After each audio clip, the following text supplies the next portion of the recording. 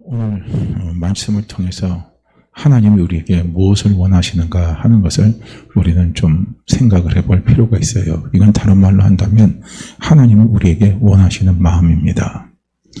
다 알다시피요.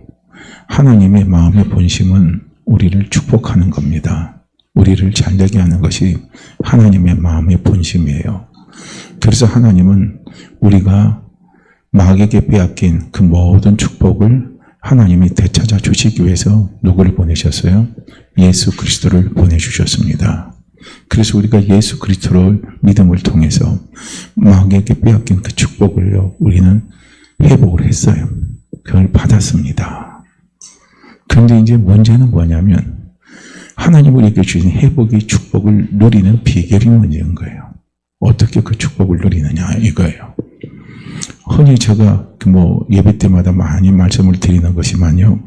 교회 나오면 복 받습니다. 교회 나오면 잘 됩니다. 이제 이렇게 말씀을 많이 드립니다. 그리고 실제로 또 우리 성도들이요, 교회 또 바깥에 나가서 전도할 때 그런 말씀 많이 하잖아요. 교회 나오면 복 받습니다. 교회 나오면 잘 됩니다. 교회 나오면 문제가 해결됩니다. 교회 나오면 병 고침 받습니다. 이제 이런 부분들을 우리는 실질적으로 이야기를 많이 합니다. 이거 다 틀린 말 아니고 다 맞는 말이에요. 그러면 우리가 이런 축복을 누리는 비결이 어디 있느냐 이거예요. 분명히 그는 맞아요. 근데 우리는 누려야 됩니다. 이제 우리가 그 누리려면 어떻게 해야 되느냐. 하나님 우리에게 그 축복을 주셔서 그 축복을 누리기를 원하시거든요. 그럼 누리려면 우리는 어떻게 해야 되냐면 거기에 반드시 찾아오는 것이 무엇이 있어야 되냐면 순종이 찾아와야 된다는 거예요. 이게 우리에게 중요한 거예요. 그리고 오늘도 보면은 번제라고 그랬습니다. 그 다음에 제사 그랬어요. 그럼 번제라는 것은 뭡니까? 우리가 제사 드릴 때 하나님 앞에 드리는 예물이에요. 쉽게 말하면 예물입니다. 그럼 오늘날 우리가 하나님 앞에 나와서 드리는 번제물이 뭐 있겠어요? 오늘 우리가 하나님 앞에 드리는 제물이 감사헌금, 그 다음 11조, 성경헌금, 생일헌금, 건축헌금, 이런 것들이 다 어떻게 되겠어요? 제물이 되겠죠. 그 다음에 제사는 무엇이겠어요? 제사는 예배입니다. 그게 오늘 예배가 구약에서는 제사로 이제 돼 있거든요. 그러니까 구약의 제사가 오늘 신약의 예표입니다. 그래서 제사예요.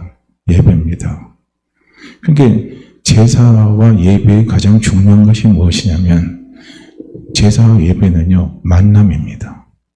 그래서 우리도 보면은요, 집에서 보면은 그 제사를 드리잖아요. 제사를 그냥 지내죠, 그냥. 제사를 지내는데, 저희 집도 보면 아버지가 항상 제사를 이렇게 지낼 때 보면은요, 항상 몇 시 하냐면은 꼭 12시 넘어서 자정 지나서 꼭 해요.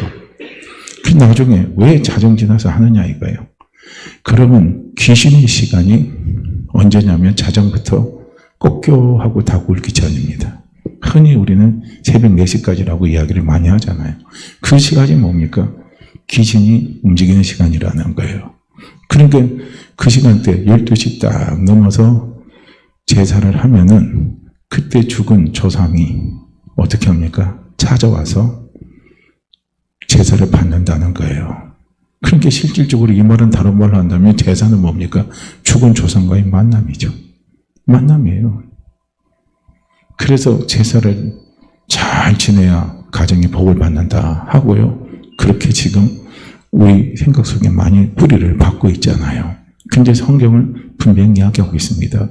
우리가 귀신과 교제하면 복 못 받아요. 귀신과 교제하면 망합니다. 그런데 귀신과 교제, 그건 다른 말로 한다면 귀신과의 만남이잖아요. 그거예요. 제사는 귀신과 만나는 거예요. 귀신을 섬기는 겁니다. 그런데 예배는 무엇입니까? 하나님과의 만남이고, 또 하나님과의 만남이 되는 사람은 또 뭐예요? 하나님을 섬기는 거예요. 그래서 하나님이 예배자에게 주시는 축복이 뭐냐? 축복이 뭐냐? 우린 예배를 드리고 나서 오늘 참 반주가 좋았다. 오늘 특성이 좋았다. 오늘 목사님 설교 말씀이 좋았다. 다 좋습니다. 그런데 그것이 과연 예배의 축복인가 하는 것을 생각해 봐야 돼요. 반주자가 반주를 잘했어요. 특송 드리는 분이 하나님 앞에 특송을 참 은혜스럽게 잘 드렸어요. 그리고 목사님 설교 말씀이 참 좋았습니다.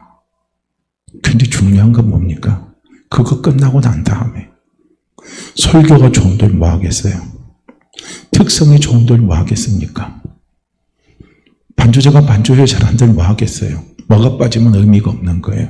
뭐가 빠지면요, 순종이 따라와야 된다는 거예요. 순종이 있어야 되는 거예요. 그러니까 하나님이 예배자에게 주시는 진정한 축복이 뭐냐면 순종입니다. 목사님을 통해서 하나님이 선포하신 말씀, 그 예언의 말씀을 듣고 막 깨달음이 오고, 그 다음에 깨달음이 오고 난 다음에 그것이 막 믿음이 되잖아요. 그러면요, 우리는 그 다음에 뭐가 돼야 되냐면 그 말씀을 붙들고 한 주간 순종하면서 살아가는 삶이 우리에게 필요하다는 거예요. 근데 순종하는 삶이 우리가 이루어지질 않으면 그냥 그것은 귀로 듣고 그냥 마음으로 그냥 어떻게 해요? 순간적으로 그냥 카타르시스 정도는 될 수 있지만은, 그러나 진정한 하나님이 우리에게 예수 그리스도를 통해서 주시는 회복과 축복의 은혜를요, 우리는 누리지 못하는 거예요. 이게 참 안타까운 거죠. 그래서 하나님은 오늘 사무엘 선지자를 통해서 누구에게요? 사울왕에게 깨닫게 하는 게 뭐냐면, 하나님이 원하는 게 있다. 하나님이 너한테 원하는 게 있다. 하나님이 당신한테 원하는 게 있다. 그건 뭐냐면 번제보다, 제사보다, 그보다 더 소중하고 더 중요한 게 있다. 그건 뭐냐면 순종하는 거다. 그래서 청종이라는 건요, 듣고 순종하는 게 청종이에요. 이게요. 그래서 순종이 제사보다 낫고 듣는 것이 쇠향의 기름보다 나으니 그랬거든요. 그러면 하나님이 오늘 우리가 예배를 드리는데 예배에 그 하나님 주신 진정한 축복은 순종이에요. 근데 순종이 빠진 예배는 의미가 없다는 거예요. 수양의 기름이에요. 우리가 하나님 앞에 많은 제물을 이렇게 드린다 할지라도, 많은 예물을 드린다 할지라도 중요한 건 뭡니까? 하나님의 말씀이 귀에 들려져야 됩니다. 내 귀에 들려져야 되는 거예요. 왜냐? 하나님의 말씀이 내 귀에 들려질 때 들려지는 그 말씀이 자꾸 깨달음이 되고 믿음이 돼요. 그럼 믿음이 되면 그게 뭐가 됩니까? 순종으로 나타나게 돼 있다는 거예요. 그래서 하나님은 우리가 예배 드릴 때 뭐 그런 마음, 그것도 귀한 마음이죠. 하나님, 오늘도 하나님 앞에 제가 예물을 좀 준비해서 드려야 되는데 예물 준비해서 드린 부분이 너무 부족합니다. 그래요. 그것 때문에 마음이 아프고 눌리는 분도 있습니다. 그럼 그분은 더 기도하세요. 뭘 기도합니까? 하나님, 저를 축복해 주셔서 하나님 앞에 많은 예물을 드릴 수 있도록 도와주세요. 아니면은 항상 그런 갈등이 와요. 저도 이제 그런 부분에 초기에 신앙생활할 때 그런 부분이 갈등이 오다가 결국은요, 어떤 걸 택하냐면 처음에 하나님 앞에 딱 드리고자 하는 순수한 마음이세요. 그 마음에 예물이 있습니다. 근데 나중에 조금 지나다 보면 계산을 해요. 지금 현재 삶이 어렵고 힘드니까 요거 빼고 이렇게 해서 저도 그렇게 해요. 그렇게 하다 보면은요, 나중에 그게 또 지나 보면 또 마음이 찔리는 거예요. 왜 하나님 나에게 처음 주신 그 마음대로 예물을 드리지 못했을까? 이제 이런 부분에 마음이 자꾸 찔립니다. 그게 또 괴로워요. 그러면요, 하나님 앞에 기도하시는 거예요. 하나님, 믿음으로 결단하면서 드릴 수 있는 마음을 저에게 허락해 주십시오 하고요, 우리 하나님 앞에 자꾸 기도를 하는 거예요. 근데 어떤 분들은 또 그런 말도 해요. 어떤 말을 하냐면, 교회 다니는 거 돈 없으면 못 다닙니다. 그렇게 말씀하는 분이 있어요. 그게 겉으로 볼 때는 또 틀린 말도 아닌 것 같아요. 왜냐하면 교회는 헌금 생활을 해야 되니까. 근데 그런 것 저런 것보다 더 중요한 게 있어요. 뭐냐면은 하나님의 말씀을 기다마 듣기를 사모하는 마음을 하나님은 가지라는 거예요. 예물보다 더 중요한 게 뭔 줄 아십니까? 하나님은 믿음을 원하시는 거예요.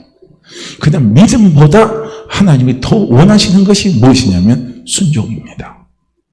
믿음의 사람은 사실은요, 순종의 사람이라고 할 수 있어요. 우리가 100% 믿음이 왔다면요, 100% 순종합니다. 근데 우리가 믿음이 50%밖에 안 되면 50%밖에 순종 안 해요.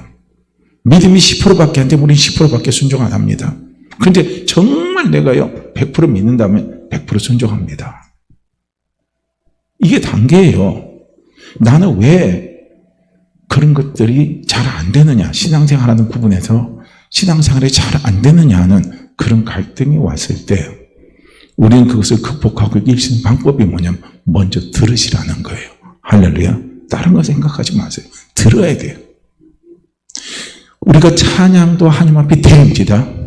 찬양도 하나님 앞에 드리는데 뭡니까? 찬양의 가사가 내 귀에 들려야 된다는 거예요. 할렐루야. 내 귀에 들린다는 것은 뭡니까? 내 마음으로 와 닿아야 된다는 거예요. 그렇지 않으면 이 찬양의 가사가 전부 다 뭡니까? 우리는 타성적인 게 돼요. 우리가 타성적인 찬양은 어떻게 나오냐면 잘 부르느냐 못 부르느냐 그렇게 돼요. 오늘 보니까 찬양대 찬양 연습이 하나도 안 됐어. 서로 음이 각기 다 달라. 물론 그런 부분에 대해 연습도 필요하죠. 그러나 근본적으로 그보다 더 중요한 것은 무엇이냐면 그 찬양의 가사가 내 귀에 들리고 내 마음을 움직이고 내 마음에 감동이 오고 그것이 나에게 뭐가 돼요? 믿음이 되어야 된다는 거예요. 그게 중요한 거예요. 그러니까 찬양을 준비하는 분들도 마찬가지인 거예요. 그런 마음을 가지고 준비하고 그런 마음을 가지고 특성을 드리고 해야 돼요. 내가 노래 깨꼬리같이 내 목소리 좋고 내가 뭐 잘하는 걸 드러내기 위해서 하는 건 아니거든요. 찬양하고 세상의 노래는 차이가 있잖아요. 찬양에는 내 믿음의 고백이 들어가 있는 거예요. 내 신앙의 고백이 들어가 있는 거예요. 그래서 찬양은요, 영감이라는 게 있어요. 근데 세상 노래는 영감이 없잖아요. 영적인 감동이 있는 거예요. 그러니까 우리도 예배도 마찬가지인 거죠. 우리가 예배 때 찬양이 있고 예배 때 기도가 있잖아요. 예배 때 말씀이 있잖아요. 그럼 우리가 그 말씀을 하나님은 먼저 뭡니까? 듣는 걸 원하신다는 거예요. 할렐루야. 나는 오늘 나와서 예배 드릴 때 하나님 이번에는 뭐 제가 헌금 이거밖에 못했는데 다음에는 이거 그냥 3배, 4배 해주십시오. 목사님 입장에서는 좋죠. 헌금 많이 드리면 교회가 부유해지고 넉넉해지니까 일도 많이 할 수 있으니까 좋죠. 그거보다요, 하나님 예배 드릴 때마다 기도하시기 바랍니다. 들을 수 있는 마음을 주시옵소서. 들을 수 있는 길을 주시옵소서. 뭘 들어요? 하나님의 말씀을. 들을 수 있는 귀, 들을 수 있는 마음을 자꾸 달라고 기도하시기 바랍니다. 그래서 오늘도 예배 드릴 때 하나님이 주의 종을 통해서 또 찬양대의 찬양을 통해서 또 대표 기도하는 기도하시는 분의 기도를 통해서 그 기도가 저한테는 하나도 타성으로 들리지 않게 하옵소서. 타성으로 들리지 않게 하옵소서. 우리 그게 필요한 거예요. 타성으로 들리지 않는다는 것은 무엇입니까? 그게 지금 내 귀에는요, 영감 있는 기도로 들리고 영감 있는 찬송으로 들리고 영감 있는 뭐로 와요? 말씀으로 와 닿는다는 거예요. 이게 영으로 드리는 예배예요. 이게 돼야 된다는 거예요. 하나님 원하시는 게. 듣는 게 돼야 돼요. 그 다음에 이제 제사보다 뭘 원해야 하는 순종입니다. 그 순종을 해야 하나님이 우리에게 믿음으로 주신 말씀들을 전부 다 믿음으로 주는 은혜들을 우리는 뭡니까? 우리의 삶 속에 적용해서 문제도 해결받고 회복의 역사도 일어나고 치유도 받고 우리가 소망도 생기고 우리의 삶에 활기도 있고 우리의 삶에 생기가 도는요, 그런 축복과 은혜를 우리가 누리면서 살아가는 거예요. 이게 우리에게 중요한 겁니다. 그래서 오늘 하나님이 우리에게 뭘 원하시느냐 하는 부분을 오늘 저는 말씀을 좀 드리고 싶은 게 뭐냐면 바로 순종이라는 거예요. 순종이요. 히브리서 11장 1절에서 보면 믿음은 바라는 것들의 실상이라 그랬고요. 히브리서 11장 2절에서는 뭐냐면 선진들이 이로써 증거를 얻었다라고 말씀하고 있습니다. 자, 보세요. 믿음은 바라는 것들의 실상입니다. 믿음은 바라는 것들의 실상이에요. 지금 하나님 아버지가 나에게 원하는 실상입니다. 지금 하나님 아버지가 나는 어떤 문제를 갖고 있어요. 나는 어떤 아픔을 갖고 있어요. 나는 지금 어느 부분에서 내 마음에 하나님하고 하나님께 원하는 뭔가가 있어요. 근데 그것에 대해서 하나님이 원하시는 실상입니다. 그 실상을 하나님이 우리에게 뭘로 보여주시냐면 영감으로 보여주신다는 거예요. 영감으로요. 실상은 다른 말로 한다면 영감입니다. 그리고 말씀해 주시는 것이 바로 증거입니다. 그래서 우리는 이 증거를 하나님 우리에게 믿음으로 순종하게 하시는 분이 우리 하나님 아버지시라는 거예요. 그러니까 우리는 막 실상을 물론 하나님이 실상으로 보내주실 때는 여러 부분들이 있겠죠. 다양한 영감은 다양하게 옵니다. 환상으로도 올 수도 있고요. 내 마음에 강한 마음의 깊은 감동으로도 올 수 있고요. 그냥 뭔가 내 마음에서 막 성령님이 강하게 뭔가 막 크게요. 막 말씀하시는 것처럼 들려지는 것도 오고요. 내 마음에 잔잔한 호수처럼 내 속에요. 뭔가가 여울져서 오는 것도 있습니다. 그 다음에 순간 내 마음에 막 확신인가 뭔가 막 팍팍팍 주지는 게 있어요. 그것도 영감입니다. 그러니까 하나님 우리에게 이 영감을 주시는 거예요. 이게 실상입니다. 근데 그 영감을 주시면서 동시에 하나님 우리에게 뭡니까? 말씀을 주시는 거예요. 왜냐하면 말씀과 영감은 같이 오는 게 가장 안전한 거예요. 말씀 없는데 자꾸 영감이 오게 되면 우리는 잘못하면 영감에만 계속 치중한다고 해요. 그러다 보면 잘못하면 말씀이 없는 영감이 되면요. 이거는 잘못하면 사단에게 쏟게 되어 있습니다. 그래서 영감도 오고 말씀도 따라오고 그러면요. 확신이 더 오죠. 믿음이 더 생기죠. 그러면 그 다음에 차례가 뭐가 오냐면 순종이라는 게 오게 돼 있다는 거예요. 그럼 순종해 보면요.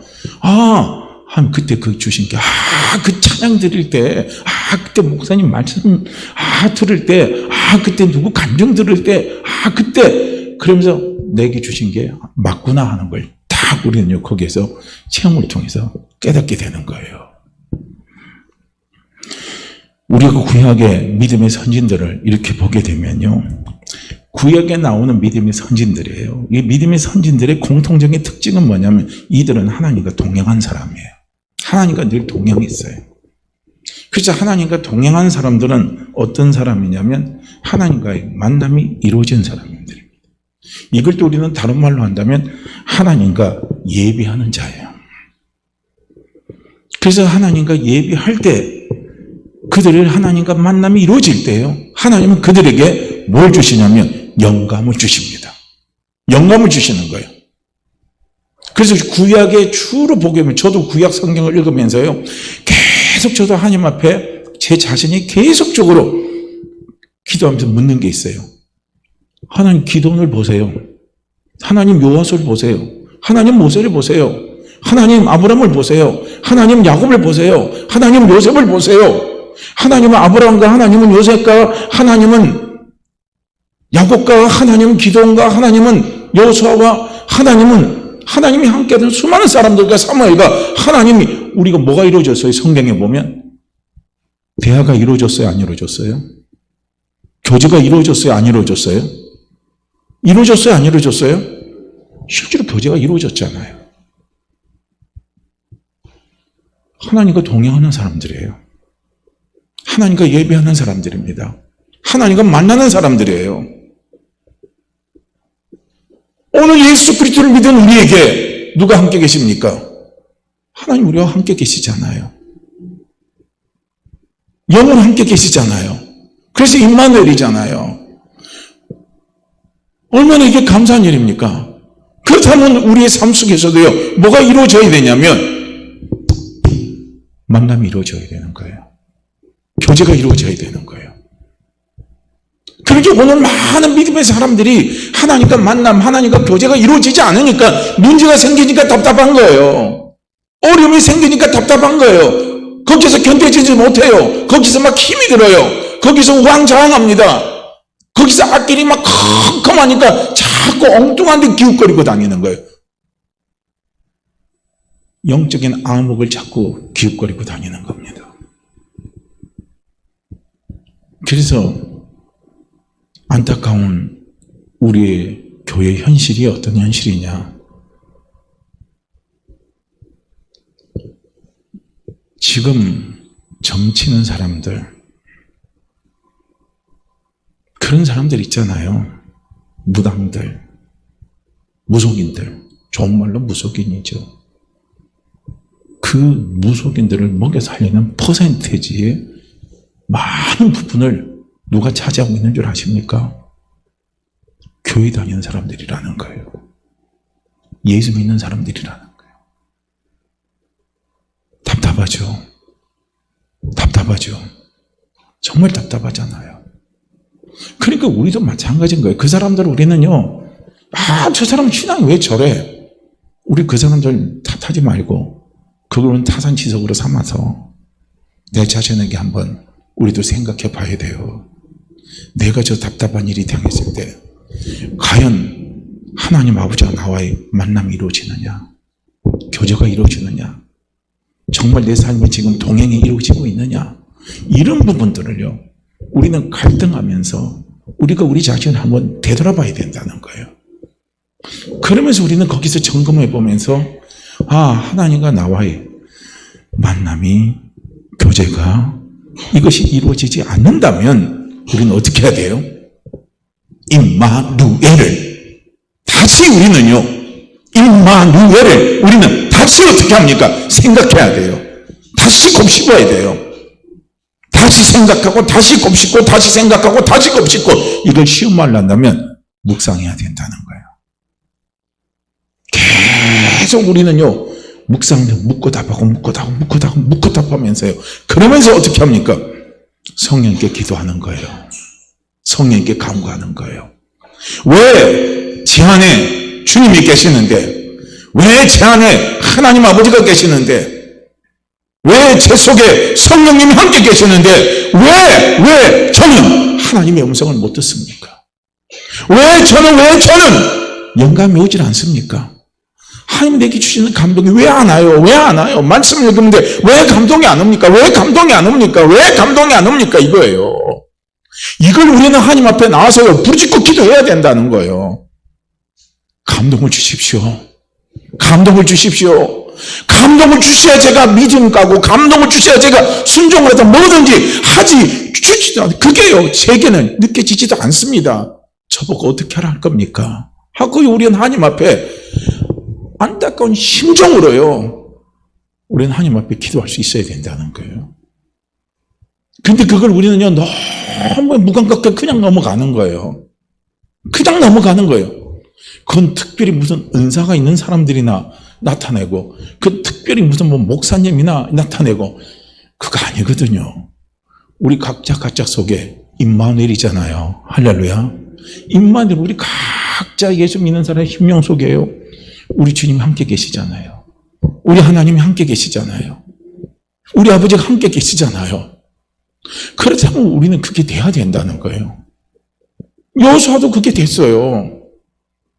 여호수아도 보세요. 그 당시 우리가 구약에서는 하나님이 특별히 택한 한 사람에게 주의 성령이 함께 계셨어요.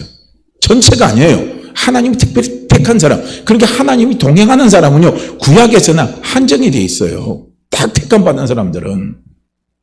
그러나 오늘 예수 그리스도가 오신 이후에 예수 그리스도를 믿는 우리에게는요, 예수 그리스도를 믿는 사람 모두에게는 뭡니까? 성령이 함께 계시잖아요. 우리 하나님 아버지가 함께 계시잖아요. 그럼 우리는 구약을 통해서 뭘 봐야 되냐면, 하나님과 함께하는 사람의 삶이 어떤 삶인가를 우리는 구약에서 봐야 된다는 거예요. 구약과 지나가면 별개다 우리는 그렇게 생각하지 말고, 하나님은 구약은요 이미 모델로 보여주신 거예요. 하나님이 함께하는 사람들 삶 속에서는 이런 게 이렇게 이루어지는 거다 하는 것 우리는 구약에서 봐야 된다는 거예요. 그리고 그것이 오늘 내 삶 속에서 어떻게 됩니까? 모델이 있으면 좋잖아요. 우리가 삶을 따라갈 때, 삶을 살아갈 때 모델이 있는 게 참 중요한 거예요. 나보다 먼저 경험한 사람, 나보다 먼저 체험한 사람, 나보다 먼저 앞서 그 길을 간 사람, 그 사람들이 나와 함께 해준다면요, 우리는 우리의 길을 갈 때 상당히 도움이 됩니다. 우리나라가 이제 선진국이 됐다고 그러잖아요. 그래서 지난번 일요일 날 뭐 어떤 분이 나와서 특강을 하는데 그분이 그런 말을 해요. 우리나라가 이제 선진국이 됐기 때문에 우리는 어떤 선진국의 모델을 이제 따라갈 수가 없다는 거예요. 우리가 모델을 제시를 해줘야 된다는 거예요. 대한민국이 모델을 제시를 해줘야 된대요. 그 모델을 제시해 줄 때 다른 나라 사람들이 그 모델을 보고 따라온다는 거예요. 지금 우리나라가 지금 국제적인 위치가 그 정도 올라갔다는 거예요. 야, 그 말 듣고 보니까 대단한 거예요. 그러면서 우리가 선진국이 되는 여러 가지 조건들이 많이 있더라고요. K-반도체, K-푸드, K-팝, 그 다음에 요새 K-드라마 있잖아요. 드라마, 뭐 엄청난 거예요, 지금 이런 것들이. 그 다음에 우리나라가 인터넷 있죠. 이게 어마어마한 거라는 거예요. 거기서 오는 그 시간 전략으로 인해서 찾아오는 그런 것들이 엄청나게 세이브를 많이 시킨대요. 그러니까 일본 같은 경우도 백신을 접종시킬 때 우리는 막 순식간에 다 해버리잖아요. 저기 인터넷망이 다 돼가지고 어디가 뭐지 찾으면 차차삭 돼갖고 줄을 안 서요. 우리나라는 줄 서는 게 없어요. 만약에 우리가 어떤 백신 주사를 맞으면요 200만 명이 줄을 쓴다면 자기가 그 백신 맞는데 전체적으로 우리나라 전체적으로 손해보는 시간이 200만 시간이래요. 근데 우리는 그걸 막 확 흐트러가지고 2시간에 딱 해버리면요 어마어마한 시간 세이브가 온다는 거예요. 우리나라가 그런 부분에 선진국이라는 거예요. 어마어마하다는 거예요. 이제는 우리가 모델을 보여줘야 되지 어떤 모델을 보고 따라가는 게 아니라는 거예요. 그전에는 따라가니까 쉬운 거죠. 지금 우리나라를 보고 따라오고 열심히 따라오고 우리도 할 수 있다 할 수 있다고 따라온 나라가 어느 나라인 줄 아십니까? 베트남입니다. 한국도 저렇게 했는데 우리도 저렇게 할 수 있다 이거야. 그러면서 따라잡잖아요. 중국이 우리나라를 모델로 삼았어요. 누구를 모델로 삼았느냐? 박정희 대통령이래요. 박정희 대통령 부국 강병의 모델을 세워서 당 간부들에게 그 책을 박정희 대통령이 지은 책을 다 읽게 해버렸다는 거예요. 그거 세워서. 그런데 지금 이제 중국은 뭐합니까? 우리나라를 지금 무시해버리잖아요. 주가 이제 돼버리니까. 어쨌든 우리나라는 지금 선진국에 들어왔고 모델을 제시해주는 나라가 됐다는 거예요. 그러니까 모델이 있으면 따라가기가 쉬운 거예요. 결정하기도 쉬워요. 그런데 하나님이 감사하게도요, 우리에게는요, 구약에서 모델을 보여주신 거예요. 모델을 보여주신 거예요. 그걸 봐야 돼요. 임마누엘, 하나님 함께하는 사람, 하나님과 동행하는 사람은 하나님과 어떻게 동행하시고 하나님과 어떤 관계를 이루면서 가고 있는가를 우리는요, 구약 성경에 다 나오잖아요. 그럼 우리는 그걸 보고 찾아가면 되는 거예요. 그걸 보고 찾아가면 돼요. 아, 임마누엘이 뭐냐, 임마누엘이 뭐냐, 임마누엘의 삶이 뭐냐, 아우, 나 그건 모르겠어. 그래서 어떻게 해야지? 구약 들어와 보세요. 여호수아를 보세요. 아브라함을 보세요. 모세를 보세요. 하나님과 함께하는 사람들이 어떤 사람인가를 보시라는 거예요. 여호수아도 한번 보세요. 여호수아가 모세의 후계자가 됐잖아요. 근데 여호수아는 봐요. 뭘 봤냐? 모세의 탁월한 리더십이 어디서 난 걸 알아요. 그건 뭐냐면 하나님이 함께 했다는 거예요.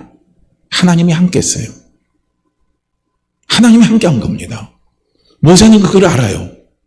그걸 옆에서 지켜봤거든요. 근데 문제는 뭐냐면 모세와 함께 했던 그 하나님의 모세를 통해서 나타내 주시는 그 영감, 그 믿음, 그런 것들은요, 여호수아에게 안 나타나거든요.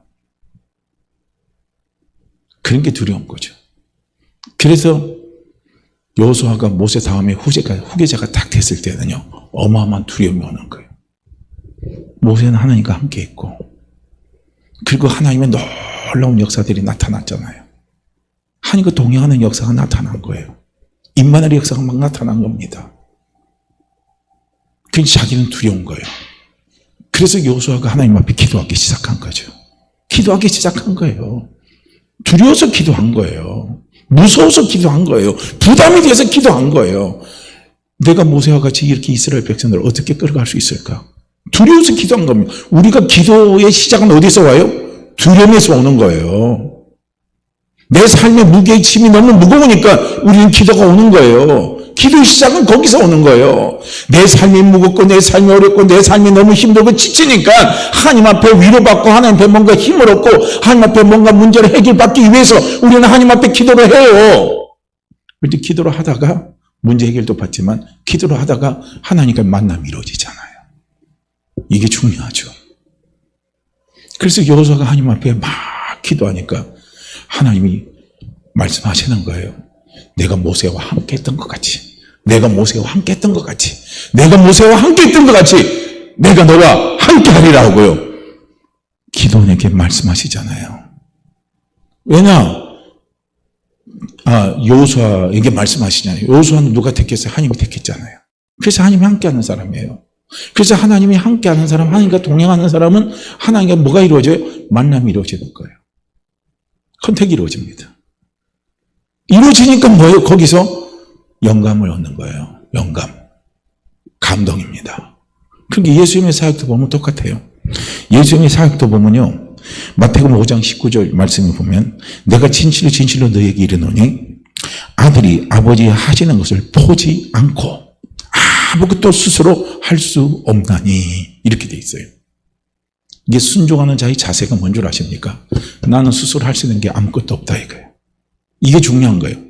우리가 두려움에 꽉 사로잡힐 때 내 삶의 짐이 너무나 무거워서 그 짐이 나를 꽉 눌러서 내가요 그냥 납작하게 지포같이 납작하게 된 그 상황이 올 때요. 내가 할 수 있는 게 뭐가 있습니까? 내가 할 수 있는 게 뭐가 있어요? 내가 할 수 있는 게 뭐가 있습니까? 내가 할 수 있는 건 아무것도 없어요. 그러니까 어떻게 합니까? 천부에 의지 없어 손 든다는 거예요. 그래서 그 아버지 가르쳐 달라는 거예요. 아버지 보여달라는 거예요. 그러니까 예수님이 보여달라 하는 건 뭡니까? 영감입니다. 보여주세요. 보여주세요. 제가 할 수 있는 것이, 스스로 할 수 있는 것이 아무것도 없으니까 아버지가 하시고자 하시는 그 일을 저에게 보여달라는 거예요. 그래서 예수님은 하나님이 보여주신 대로 그거 보고 순종하고 간 거예요. 그러니까 모든 약한 자, 모든 병든 자 다 고침받는 역사가 일어나죠. 예수님이 말씀 전할 때 다른 어떤 사람보다 다르잖아요. 권세 있다고 그랬어요.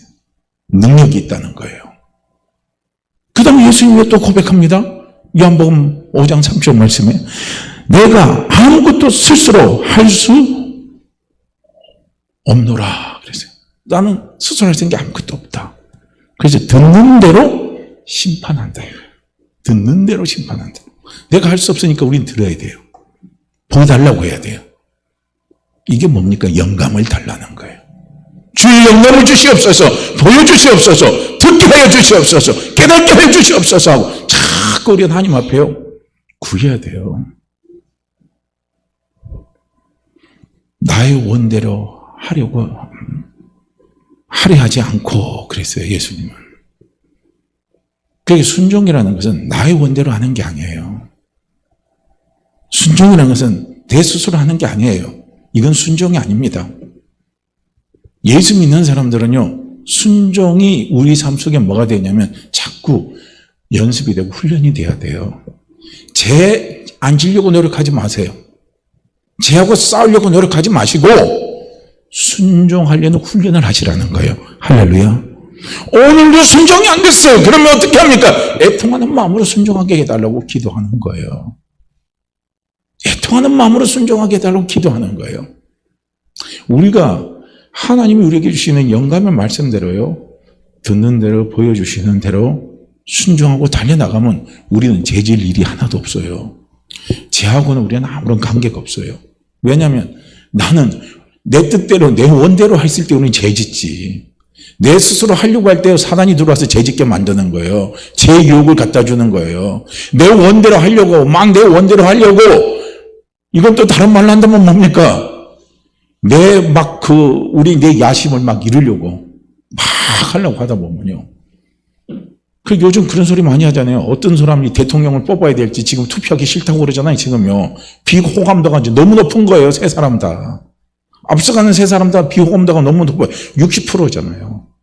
호감도가, 비호감도가 60%예요. 못 믿겠다 이거야. 지금도 마찬가지잖아요. 우리도 지금 보면요. 뭐가 고급 정보인지 진짜 정보인지 잘 몰라요. 뽑아놔도 걱정이고 안 뽑자니 그렇고 투표하자니 그렇고 안 하자니 그렇고 지금 우리도 헷갈리고 힘이 들어요. 그냥 우리 믿음의 사람들은 기도해야죠. 하나님의 뜻대로 하나님이 원하시는 방향으로 하나님 기뻐하시는 방향으로 이 나라를 끌고 갈 수 있는 사람이 그래도 지도자가 될 수 있기를 위해서 기도해야 되겠죠. 우리는요. 그냥 어쨌든 내 뜻대로 하고 내 원대로 하려고 할 때요. 거기에 뭐가 옵니까? 사단이 유혹이 오는 거예요. 죄의 유혹이 오는 겁니다. 그래서 죄를 짓는 거예요. 근데 예수님은 죄 하나도 안 졌잖아요. 예수님 죄가 없으신 분이에요. 하나님의 아들이시기 때문에 죄도 없는 거지만요. 예수님 근본 자체가 마음 자체가 뭡니까? 내 뜻대로 하려고 안 하는 거예요. 스스로 아무것도 안 하려고 하는 거예요. 그래서 우리의 신앙생활의 고백은 그게 돼야 돼요. 하나님, 신앙생활은 뭡니까? 내 뜻대로 하는 게 아니에요. 내 원대로 되는 게 아니에요. 기도가 뭡니까? 내 원대로 응답되는 게 기도가 아니에요. 하나님의 원대로 응답되는 게 기도예요.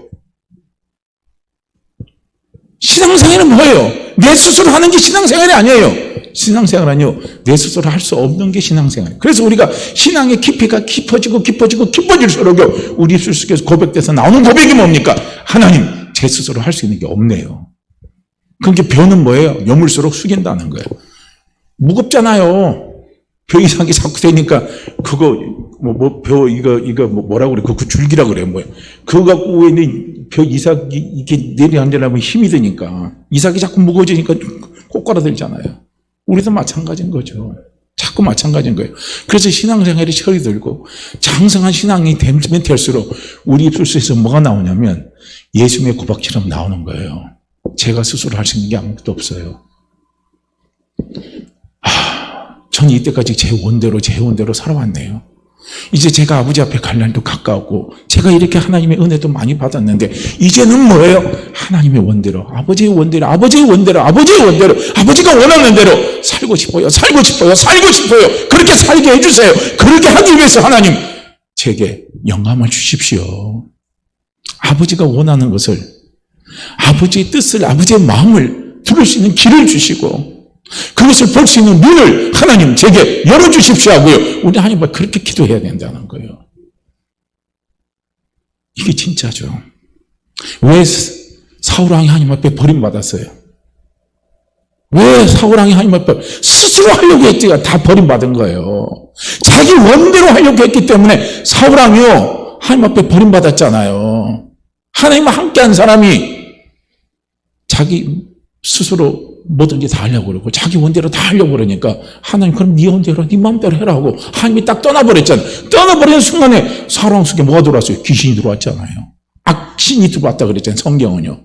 귀신이 들어와서 사울왕이 정신을 막 혼미하게 만들고 항상 불안하게 만들고 욕심 속에서 막 사로잡혀서 가게 만들어버리고 그렇게 만들어버렸잖아요.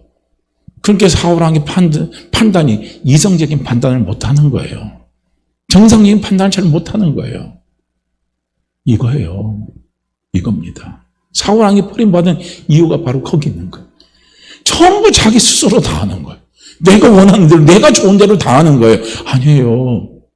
진짜 기도 응답은 뭡니까? 내가 원하는 대로 되는 게 아니라 아버지가 원하는 대로 되는 게 그게 진짜 기도 응답입니다. 그게 진짜 축복이에요. 우리는 자꾸 그런 것들을 우리는 신앙생활에서 자꾸 내려놓으시라는 거예요. 그걸 자꾸 우리는요 비워야 된다는 거예요. 그래서 아버지가 원하는 대로, 아버지가 바라는 대로 나는 순종하기 위해서 뭘 달라고요? 영감을 달라고 기도하시는 거예요. 영감을 주십시오. 영감을 주십시오 하는 거예요. 그런데 여호수아에게, 두려워 떠는 여호수아에게 하나님이 함께 하셨잖아요. 모세 후계자니까 하나님이 택한 사람이 그 기름 부음이 오니까 드디어 여호수아에게도 함께 하잖아요. 그러면서 여호수아에게 주님이 하신 말씀이, 하나님 하신 말씀이 모세와 함께 같은 것처럼 나도 너와 함께 한다. 그러니까 여호수아야 두려워 말라 하고 말씀을 했어요. 내가 너를 떠나지 않고 내가 너를 버리지 않겠다 하고요. 여호수아 1장 5절에서 말씀을 했습니다. 그리고 더 나아가서 여호수아 3장 7절에서는요. 하나님이 뭐라고 말씀하셨냐면 여호와께서 여호수아에게 이르시되, 이게 다 지금 임마누엘입니다. 임마누엘. 여기서 지금 우리도 이게 돼야 돼요. 지금 여호수아와 하나님과 컨택이 이루어져요. 지금 여호수아는 뭐가 돼요? 지금 듣는 게 되는 거예요. 할렐루야. 그래서 요한계시록에도 이야기하잖아요. 성령이 교회들에게 하시는 말씀을 귀 있는 자는 들을지어다. 귀 있는 자는 들을지어다. 귀 있는 자는 들을지어다 이거예요. 우리가 하나님 우리에게 하시는 말씀을 성경에 있는 주시는 말씀으로도 오는 거고, 오늘 목사님이 설교할 때 설교를 주시는 말씀으로도 오는 거고, 찬양할 때 찬양의 가사로도요 하나님의 말씀이 내 귀에 오는 거예요. 우린 들어야 된다는 거예요. 지금 여호수아는 하나님과 함께 하니까, 하나님과 컨택이 이루어지니까 드디어 하나님과 뭐가 이루어져요? 교제가 이루어지잖아요. 음성이 들리잖아요.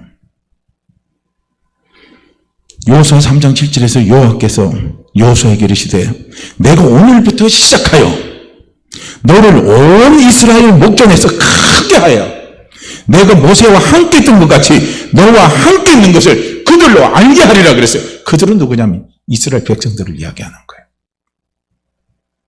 지금 오늘부터 하는 때 이 오늘은 뭐냐면요, 지금 여호수아가 요단강을 건너가야 돼요. 근데 우기기 때문에 요단강이 막 범람하는 거예요. 근데 물이 막 범람하면요 어떻게 돼요? 계곡물이 범람하면 어떻게 됩니까? 저도 한번 가평 쪽에 용추원지 있잖아요. 그 전에 교회에서 수련할 때 가보니까요, 비가 오기 전에는 요 정도밖에 안 됐어요. 제 복숭뼈밖에 물이 안 됐는데 비가 엄청 쏟아지니까 나중에 이까지 오더라고요. 그러니까 이 정도 오니까 물 못 건너가요. 여기서 여기라도 못 건너가요. 왜냐면 막 쓸려가 버리는 거예요. 확 쓸려가니까 떠내려가니까 갈 수가 없어요. 그러니까 물이 범람하면 그렇게 되는 거예요. 요단강이. 그걸 건너야 돼요. 건너야 되는 거예요. 여호수아 입장에서는 자기가 해결할 수 있는 문제가 아닌 거예요. 자기 능력으로는 할 수 있는 게 아닌 거예요. 그런데 하나님은 여호수아에게 말씀하네요. 오늘부터예요. 오늘부터. 내가 모세와 함께 있는 것 같이 너와 함께 하고 있다는 것을 내 백성 이스라엘 백성들에게 나타내 보여주겠다 이거예요. 그러면서 요단강을 건너는 방법을 가르쳐 주잖아요. 언약궤를 맨 제사장들이 언약궤를 메고, 그리고 그 제사장이 먼저 요단강을 건너게 하라 이거야.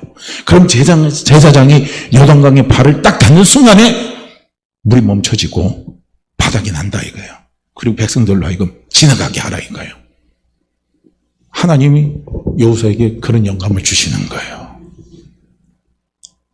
자, 그 영감이 왔을 때 여호수아는 순종했어요, 안 했어요? 순종했잖아요. 시킨 대로 순종했어요. 하나님이 영감 주신 대로 순종했어요. 오늘 예수 믿는 우리는요, 제 앉으려고 훈련하지 말고, 예수 믿는 우리는 뭡니까? 하나님이 내게 주신 영감을 받는 훈련을 하시라는 거예요. 연습을 하세요. 우리 지금도 안 늦었어요. 아니, 내 나이 80이면 어떻습니까? 내 나이 50이면 어때요? 안 늦었어요. 내가 병들었으면 어때요? 내가 건강하면 어때요? 상관없어요. 그건 아무 상관이 없습니다. 영감 받는데 병들었다고 하나님 영감 안 줘요? 나이 많다고 하나님 영감 안 줘요? 아닙니다. 아무 상관없어요. 그거하고는요. 문제는 뭡니까? 우리가 사모하는 마음이 없어서 그래요. 애타는 마음이 없어요. 그것에 대해서 우리는 무감각합니다. 여호수아니까, 모세니까, 아브라함이니까, 누구니까 하지, 나하고는 관계없게 생각해버려요. 우리는 하나님하고 다 관계 있는 사람들입니다. 할렐루야. 우리는 하나님의 동력자예요. 우리는 아버지의 동력자입니다. 하나님 아버지가 동력하기 위해서 우리를 부르신 거예요. 나를 부르신 거예요. 그냥 뭐 예배만 한번 드리고 왔다 갔다 하려고 하나님이 한 거 아니에요. 그냥 천국만 가게 하려고 부른 거 아니에요. 천국 복음을 전하게 하기 위해서, 천국 복음을 나타나게 하기 위해서 하나님이 나를 동력자로 부르셨다는 거예요. 함께 하기 위해서 부르신 거예요. 그런데 여호수아에게 감동이 왔어요.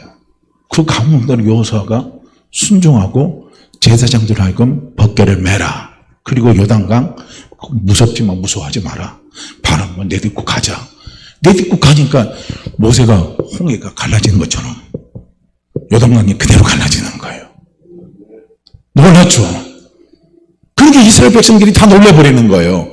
그 전에 여호수아 1장을 보면 이스라엘 백성들이 참 그래서 사람들이 좋아요. 백성이 좋아요. 두려워 떠는 여호수아에게 두려워하지 마세요. 두려워하지 마세요. 당신은 우리에게 하나님이 세우신 리더 아닙니까? 그러니까 우리가 열심히 법필 잘하고 잘 저희들이 순종해 줄 테니까 두려워하지 마세요. 위로를 해줬어요. 위로를 받는 입장이었는데 이게 뒤집어지는 거예요. 하나님이 함께하는 사람을 바로 보여준 거예요. 목회자 입장에서요, 성도님들이 지금 여호수아에게 바로 모세 후계자로 된 여호수아에게 그 정도 위로해주는 교회 분위기만 돼도 교회 분위기가 좋아요. 목회할 만하죠. 참 행복한 목회래요. 왜냐하면 좋은 성도들 만났으니까. 그런데 그거보다 더 좋은 건 뭔 줄 아십니까? 하나님이 함께함을 나타내 보여주는 거예요. 할렐루야. 그게 더 중요하죠. 그러니까 하나님이 여호수아 3장 7절에서 내가 모세와 함께 있던 것 같이 너와 함께 있는 것을 그들로 알게 하리라 하고 딱 말씀하신 그대로요, 요단강 사건을 통해서 하나님이 보여주시는 거예요. 그러니까 우리는 우리의 삶에 무거운 짐들이, 수고하고 무거운 짐들이 있을 때요, 우리는 어떻게 해야 되느냐? 왜 이 짐만 나한테 와? 그렇게 하지 마시고, 이 짐이 있을 때 우리 예수님 같이 제가 스스로 할 수 있는 게 아무것도 없어요. 제 원대로 하지 마세요. 아버지 원대로 이루어지기를 원합니다. 아버지 뜻이 이루어지기를 원합니다. 그 뜻이, 그 원이 이루어지기를 위해서 하나님 저에게 뭘 주십니까? 영감을 달라는 거예요. 보여주세요. 듣게 해주세요. 보여주세요. 듣게 해주세요. 하고 우리는 하나님 앞에 기도하는 거예요. 그러면 실상이 보이는 거예요. 실상이 보이면 우리는 순종해서 가죠. 그래서 여호수아가 순종해서 가니까 여호수아 4장 14절에서 이스라엘 백성들이 어떤 반응이 나타나느냐? 그날에 드디어 요단강을 다 건너버렸죠.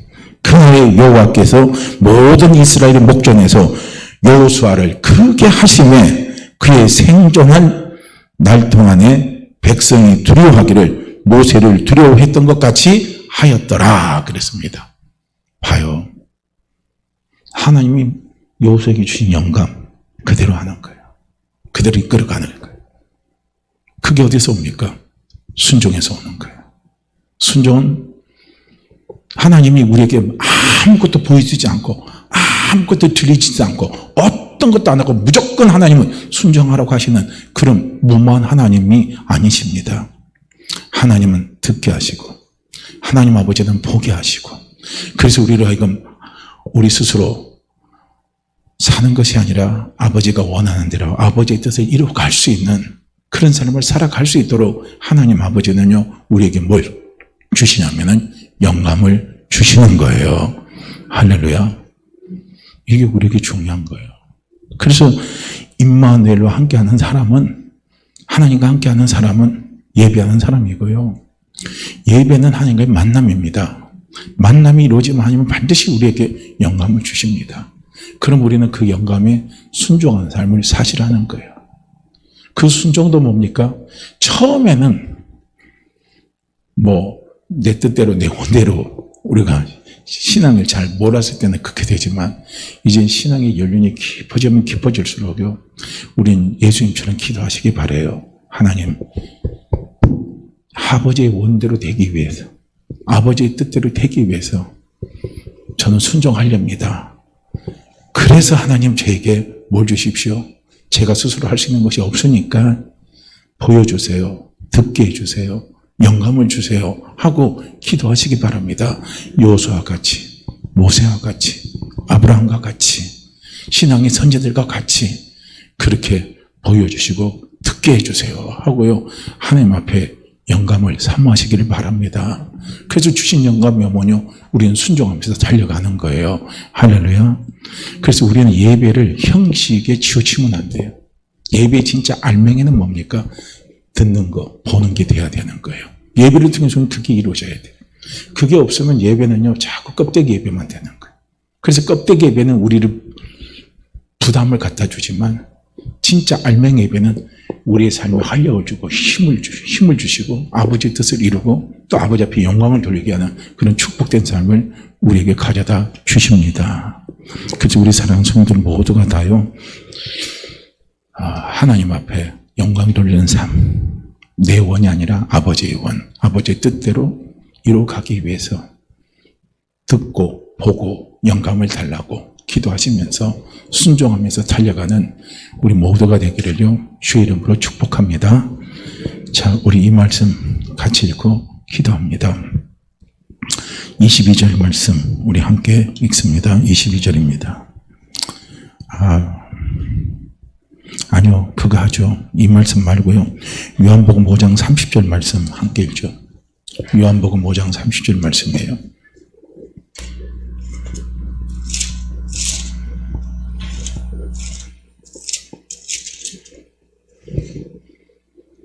자, 함께 읽습니다.